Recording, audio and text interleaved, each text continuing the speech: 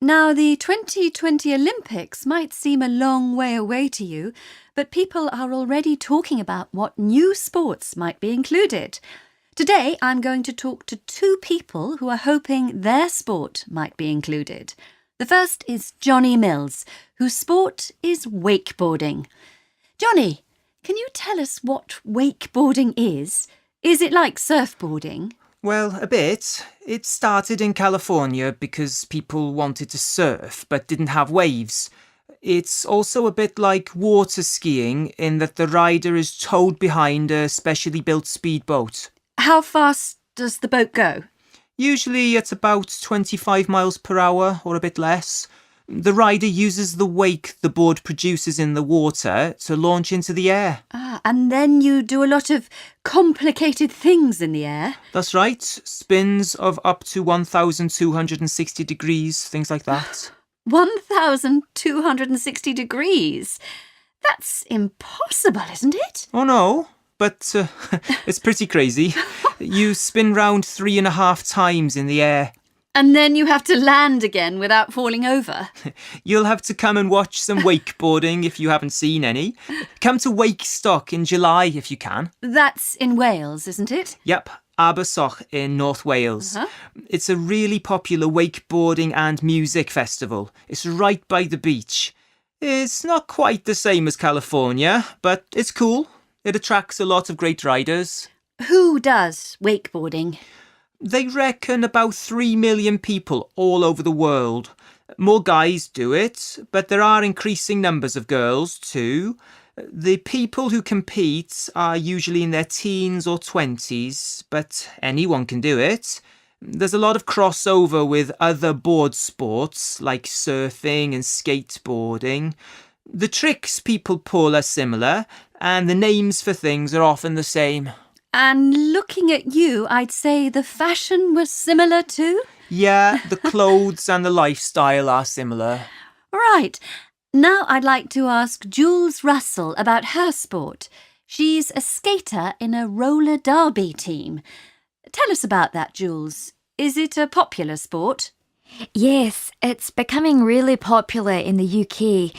There are about 60 leagues in England and 1,200 throughout the world.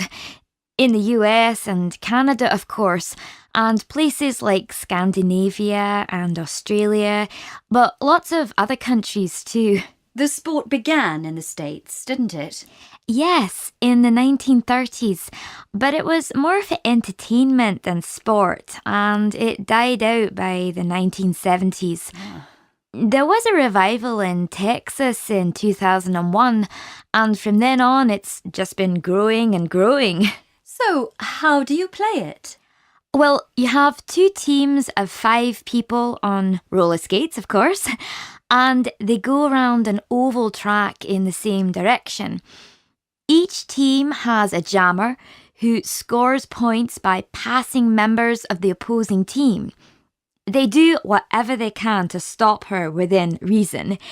The team with the most points at the end of the match wins. Oh, it sounds a bit rough. Well, it's a contact sport, so there's bound to be a lot of pushing and falling over. It's all good fun though. People don't often get hurt. If you try and trip someone up, you get penalised. You do try and frighten the other team a bit though. That's right. You have frightening clothes and special names. People used to have incredible costumes a couple of years ago. Now the sport is changing and becoming more professional.